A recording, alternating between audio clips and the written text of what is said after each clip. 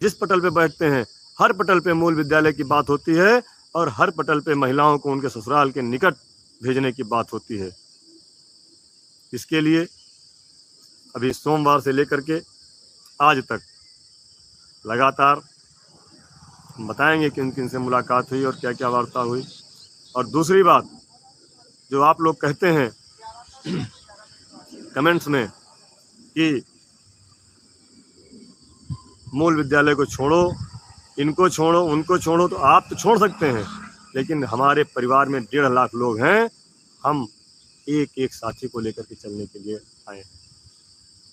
अभी एक बहुत बड़ी बात हो रही थी कल हम लोग बैठे थे, हमारे संगठन के सभी पदाधिकारी थे, संगठन के प्रदेश अध्यक्ष आदरणीय शिव कुमार शुक्ला जी थे, प्रदेश कोषाध्यक्ष रमेश चंद्र मिश्रा जी थे, प्रदेश के संगठन मंत्री श्री श्रीराम द्विवेदी जी थे और प्रदेश के वर्तमान में संयोजक और संगठन को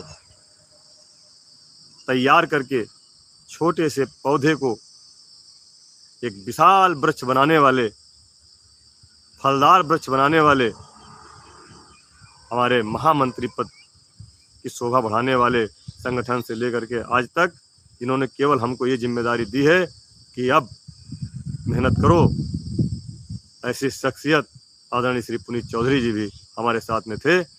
कल बात हो रही थी कि जो टीटी पास शिक्षा मित्र हैं, उनकी भी लड़ाई अगर कोई लड़ेगा तो संगठन ही लड़ेगा, बाकी किसी और कोई आदमी इसके लड़ नहीं सकता, न सरकार से न शासन से। इसकी लड़ाई कोई लड़ेगा तो संगठन ही लड़ेगा। लोग कोर्ट में पैसा इकट्ठा कर सकते हैं, सब कर सकते हैं, लेकिन असली लड़ाई अगर कोई लड़ेगा तो संगठन ही लड़ेगा। उसके लिए जब आगे शिक्षक की भर्ती आएगी उसमें लड़ाई लड़नी होगी, और उससे पहले भी हम लोग अपनी मांग करेंगे तो संगठन के माध्यम से करेंगे। हमारे लिए एक एक शख्स, हमारे लिए एक एक शिक्षा मित्र आवश्यक है। हमें सबकी लड़ाई लड़नी है और सबके लिए हमें प्रयास करना है। अभी एक लड़ाई और लड़नी है। बहुत सारे हमारे लोग हैं, समस्याएं विकराल होती जा रही हैं। इन्हीं सब चीज़ों को दृष्टिगत रखते हुए अभी पिछले दिनों उत्तर प्रदेश के परिषदीय विद्यालयों में, चाहे वो प्राथमिक विद्यालय हो, चाहे जूनियर हाई स्कूल का विद्यालय हो, सभी संगठनों ने मिल करके एक संयुक्त संघर्ष मोर्चे का गठन किया गया, जिसमें प्राथमिक विद्यालय में शिक्षण कार्य करने वाले सम्मानित शिक्षक,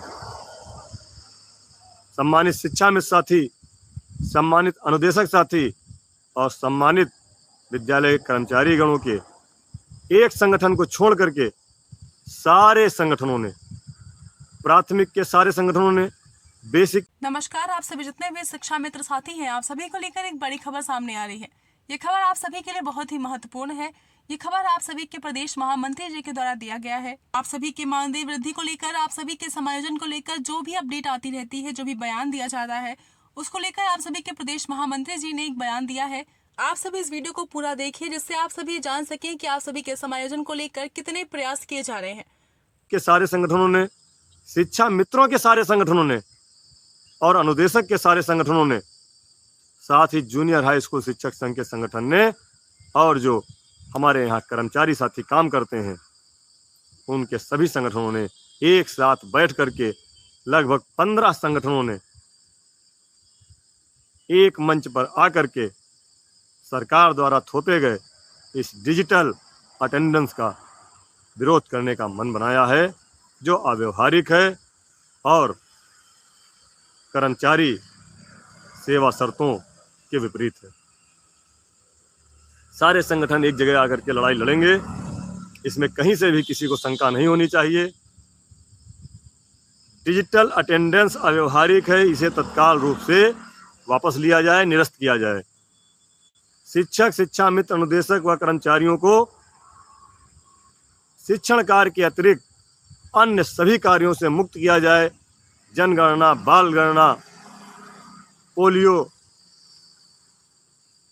जितने भी BLO, जितने भी अन्य कार्य हैं, कोरोना में ड्यूटी लगा देते हो तब शिक्षण कार्य नहीं बाधित होता है। पल्स पोलियो काम कराते हो तब शिक्षण कार्य बाधित नहीं होता है। BLO ड्यूटी कराते हो उसमें शिक्षण कार्य बाधित नहीं होता है। जब चाहे तब ट्रेनिंग पे बुला लो 3-3 दिन के, तब का शिक्षण कार्य बाधित नहीं होता है।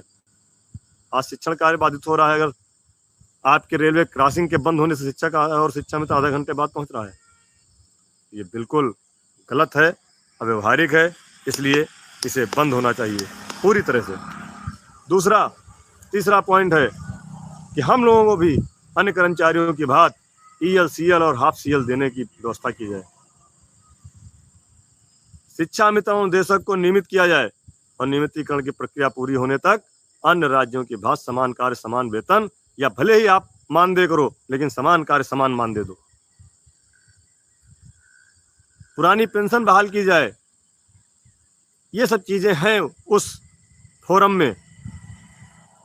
जो शिक्षक अपने घर से दूर हैं, चाहे वो शिक्षा मित्र हों, चाहे अनुदेशक हों, चाहे शिक्षक हों, उनको उनके मनमाने जिले में, ऐच्छिक जिले में, जहां वो अपने घर के नज़दीक से विद्यालय जा सकें, वहां स्थानांतरित किया जाए। उसके बाद आप डिजिटल अटेंडेंस लीजिए, चाहे जो अटेंडेंस लीजिए, हम लोग देने के लिए तैयार हैं, लेकिन हमारी समस्याओं